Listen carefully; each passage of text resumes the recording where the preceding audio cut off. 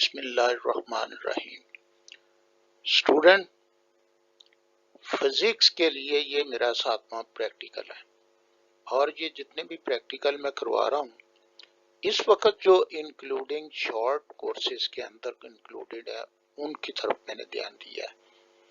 और दूसरा, मुझे उम्मीद है कि आप बड़े ध्यान के साथ जो है मेरे प्रैक्टिकल्स को भी देख रहे होंगे और अब केमिस्ट्री और बायो के बाद अब मैंने शुरू कर दिया है फिजिक्स का पहला चैप्टर जो है वो भी लोड कर दिया गया।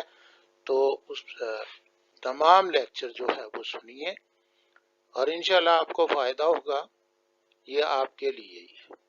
तो आइए देखिए जी, ये रिलेशनशिप आज में हम करने लगे हैं, relationship between the load and extension, helical spring और ग्राफ भी बनाना है जी। तो ये याद रखें, दरअसल ये हुक्स लॉ के तहत है और जिसमें जो strain directly proportional applied stress के डायरेक्टली प्रोपोर्शनल होती है। तो अब इसमें ये है कि हेलिकल स्प्रिंग तो ये है जी, और उसके साथ ही ये इससे आप ये स्केल है और ये पॉइंटर, यहाँ पे पॉइंटर है लेकिन ये पॉइंटर हुक के साथ है और हुक के ऊपर जो है ये वेट, स्लॉटेड वेट जो है वो रखे हुए हैं। तो ये हैंगर के साथ ही इसको मतलब अब यहाँ से इसको स्प्रिंग को अटैच किया गया है और हम ये देखेंगे कि वेट डालने के बाद किस तरीके से ऑब्जर्वेशन जो है ली जाती है। तो आइए देखिए, ये वो सारा एक्सपेरिमेंट है जिसे आपने लिखना है। Relation between the load and extension helical spring है बाय ड्राइंग द ग्राफ, और ऑपरेटर्स जो है वो स्टैंड है, हेलिकल स्प्रिंग है, हैंगर है, पॉइंटर है और स्लॉटेड वेट है, स्केल है। तो ये स्लॉटेड वेट है और ये हैंगर के ऊपर है और यहाँ पे साथ ही इसके हैंगर के पॉइंटर होता है और ये हेलिकल स्प्रिंग है। ये तमाम चीजें बता चुका हूँ और ये ऑपरेटर्स को आपने लिखना है। तो ऑपरेटर्स सेटिंग करनी है अब आपने। तो ऑपरेटर सेटिंग के बाद जब आपने सेट किया तो hang the helical spring on the stand also hanger, और हैंगर भी आप उसके साथ जो है वो स्टैंड कर देंगे। तो ये देखिए, यहाँ पर हेलिकल स्प्रिंग आपने यहाँ पे लगाया और इसका दूसरा सिरे के साथ जो है वो हैंगर लगा दिया और हैंगर के साथ ही पॉइंटर है। तो adjust the pointer on the scale, और स्केल पर एडजस्ट करेंगे और आप यहाँ पे 0 पर इसको एडजस्टमेंट देंगे। Note the position of the hangers pointer initially, और इनिशियली इसको आप नोट कर ले और ये अलहदा से नोट करनी है। And loading weight one by one and note the extension of the pointer position P1। तो ये आगे टेबल बना हुआ है तो वहां पे P1 आप देख सकते हैं। Note the position of the hangers pointer after unloading, और फिर उसके बाद जब लोड कर लेंगे, सारे ये लोड कर दें तो फिर एक एक करके आप अनलोड करते जाएंगे और बैकवर्ड पोजीशन पे, और उस की पोजीशन जो है ये ऊपर की तरफ जो है ये पॉइंटर जाना शुरू हो जाएगा और उसे नोट करते जाएंगे। अब देखिए, unloading the weight one by one and note the reduction या backward position of the pointer जो है वो आप P2 जो है नोट कर लेंगे। तो आइए टेबल कैसे बनाना है उस तरफ हम देखते हैं। पहली बात तो ये है कि इसकी कम से कम 4 रीडिंग जो है ना वो आपके पास होनी चाहिए और इनिशियल पोजीशन आपने नोट कर लेनी है। जैसे कि हमने पॉइंटर को इनिशियल पॉइंटर 0.00 सेंटीमीटर पे रखा हुआ है। तो सबसे पहले जो ऐड करेंगे मास वो 50 का होगा, फिर 50 और बढ़ा देंगे, फिर 50 और बढ़ा देंगे, फिर इसी तरह ये 50 ग्राम और 100 ग्राम और फिर 150 ग्राम और 200 ग्राम आ जाएगा। और इनको आप न्यूटन में तब्दील कर देंगे क्योंकि लोड जो है ये मास था, तो लोड में तब्दील करेंगे तो लोड जो है वो वेट होता है।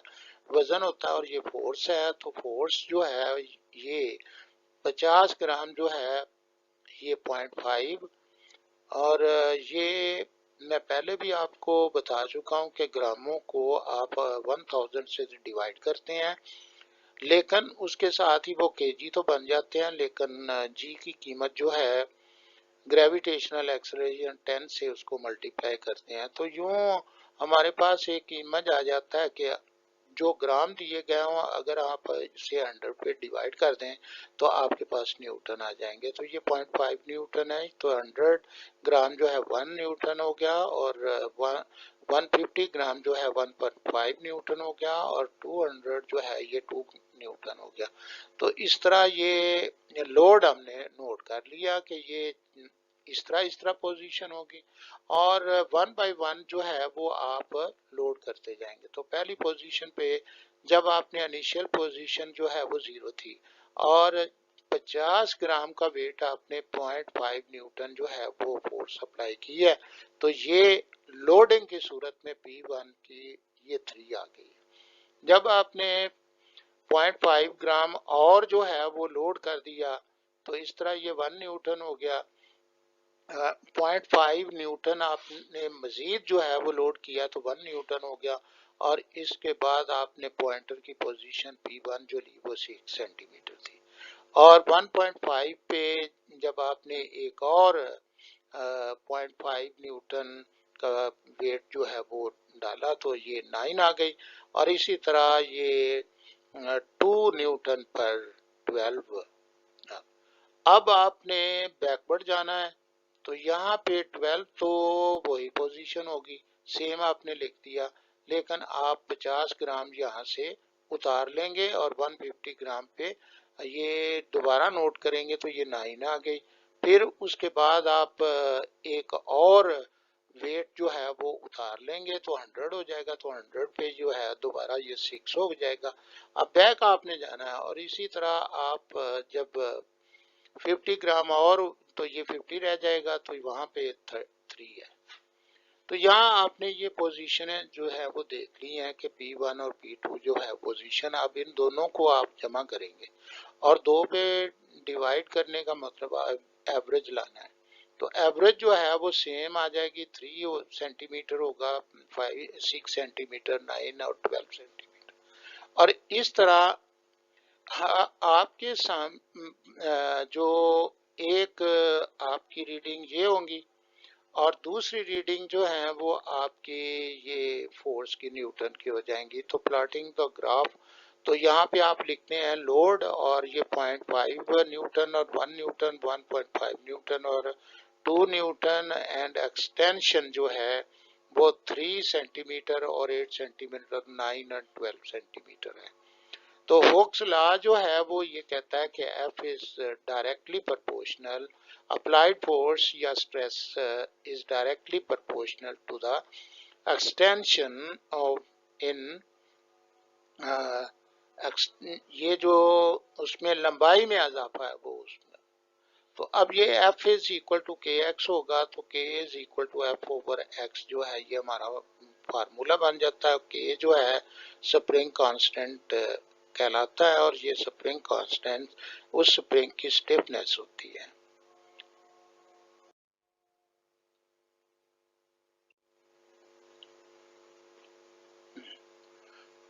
Now again student, plotting of graph वो कैसे होगा। लोड आपके पास जो है 0.5 न्यूटन है, 1 न्यूटन है, 1.5 है, 2 है, और एक्सटेंशन जो है वो आपके पास x जिसे कहा जाएगा ये F थी और ये x है, 3 सेंटीमीटर और 6 सेंटीमीटर, 9 है।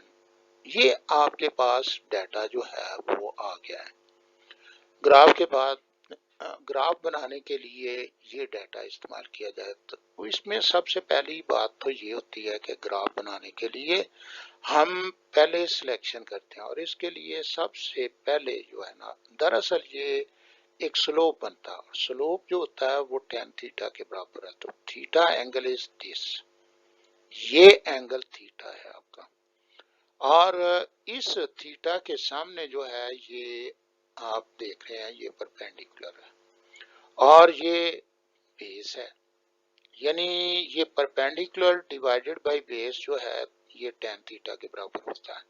तो इन्हीं खतूत पे आपने काम करते हुए ये स्पेसिफिक जो आपको आपकी कॉपी के अंदर हदायत दी गई है वो यही दी गई है कि आपने फार्मूले को देखना है और उसमें जो ऊपर वाला है वो आपने y एक्सिस पर ड्रॉ करना है, और जबकि नीचे जो x है ये डिस्टेंस जो है वो आपने x एक्सिस पर ड्रॉ करना है।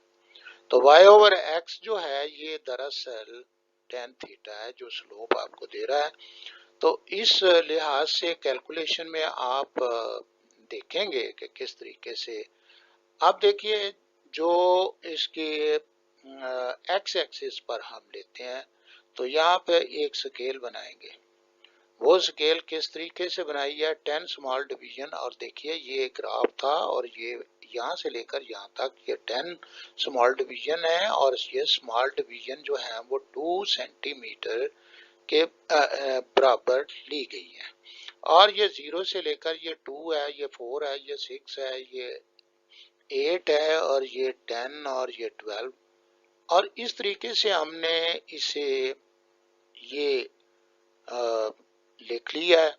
और लिखने के बाद जो है वो हम इस तरफ आते हैं तो ये देखिए y एक्सिस पर क्योंकि हमने फोर्स को लेना तो फोर्स हमारी जो है वो 0.91 और 1.5। आप इसको देखते हुए कि आप कैसे मतलब इसको स्केल आप इस तरह बनाएंगे 10 स्मॉल डिवीजन जो है इज इक्वल टू 0.5 न्यूटन के बराबर जो है वो लोड आपने नोट किया। तो यहाँ से लेकर ये 0 पॉइंट आपने दिया तो यहाँ से 10 स्मॉल डिवीजन थी और फिर ये नेक्स्ट 0.5 के बराबर जो है करते हुए आप देखिए ये 2 और 2.5 तक हम आगे तक ले गए हैं। तो ये स्केल के मुताबिक जो है इनको आपने रखना है। अब हम देखते हैं जी जब ड्रॉ करते हैं तो किस तरीके से करेंगे। 3 सेंटीमीटर पे जब जाते हैं तो 3 सेंटीमीटर जो है ये 2 और 4 के दरमियान आता है और यहाँ से ऊपर उसी लाइन दरमियान में चले जाए तो वहां पे 0.5 न्यूटन के पैरेलल जो अब उसके पैरेलल आपने ये पॉइंट लगा दिया। फिर उसके बाद जो है सेकंड है 6 सेंटीमीटर, तो 6 सेंटीमीटर जो है वो 1 न्यूटन उसमें शो कर रहा है तो 1 न्यूटन की तरफ जो है ये आपने पॉइंट ले लिया। और इसी तरह जब आपने थर्ड पॉइंट लिया तो थर्ड पॉइंट जो है वो आपका यहाँ पे ये था 9, तो 8 और 10 के दरमियान ये 9 है और यहाँ पे ये देखिए 1.5 आ गया। और उसके बाद जो है वो 12 है तो 12 के लिए ये पॉइंट आपका आ चुका है और ये पॉइंट जो है वो 2 न्यूटन को ज़ाहिर कर रहा है। तो ये आपने ड्रॉ करने के बाद ये चारों पॉइंट जो लिए हैं और इनको आपने इस तरीके से मिलाया और इसे 0 के ऊपर ही मिलना चाहिए और इस 0 पर यानी ओरिजिन के ऊपर जो है वो एक्स एक्सिस और वाई एक्सिस के ओरिजिन पर इनको मिलना चाहिए। तो एनीहो ये अब देखते हैं स्लोप जो है ये हमने मालूम करना है और कैलकुलेशन जो करके देनी है वो कैलकुलेशन ये होगी कि स्प्रिंग कांस्टेंट कितना है, के की कीमत निकालनी है। तो के जो है आपको मालूम है K is equal to F over X, पीछे हम इसको फार्मूलेशन में ले चुके हैं। और इस सूरत में आप देखिए जी यहाँ पर स्लोप ये एम एन और ये ऊपर एम एन ये वाई होगा, इसको हमने वाई लिया हुआ। और फिर उसके बाद ये ओ एम जो है ये हमारा एक्स है और देखिए के अब इस स्लोप को आप स्प्रिंग कांस्टेंट लिख देंगे और इक्वल टू जो है M N over O M है तो y ओवर x ये आपकी सहूलत के लिए लिखा हुआ है, वैसे आपने फोर्स लिखनी है ऊपर और नीचे आपने x लिखना है। तो इस तरीके से ये 1.5 न्यूटन आप यानी इस स्केल को ऑब्जर्व कर रहे हैं और इसके मुताबिक जो है वो आपने ये 1.5 ये किसी को भी आप नॉमिनेट कर लेंगे तो उस सूरत में आपके पास जो फिगर आएगी स्प्रिंग कांस्टेंट वो 0.166 न्यूटन पर ये सेंटीमीटर है। तो इस तरह ये यहाँ पर अगर मीटर में लेंगे तो जाहिर है कि सेंटीमीटर है, तो इसको 100 से आप जाहिर है कि मल्टीप्लाई कर देंगे। जब मल्टीप्लाई करेंगे तो 16.66 न्यूटन पर मीटर जो है ये इसमें तब्दील हो जाएगी। क्योंकि सेंटीमीटर नीचे था तो आप उसको डिवाइड ऊपर करेंगे तो ऊपर मल्टीप्लाई में आ जाता है। तो इस तरह ये फिगर ये बन गई है। तो ये आपने फिगर कैलकुलेशन में करके देनी है और ये सारी कैलकुलेशन आपने इस ग्राफ के साथ लिखनी है। और ये प्लॉटिंग ऑफ ग्राफ का सारा पेज जो है ये 1 टू हर ये यहाँ पे शो होगा relationship between the load and extension के मुताबिक। ये पूरा पेज जो है एक पेज पर आना चाहिए, इसको सारी फिगर्स जो हैं वो यहाँ पे आनी चाहिए। इससे पहले जो है वो टेबल आपके पास मौजूद है, ये टेबल है। तो थैंक यू वेरी मच।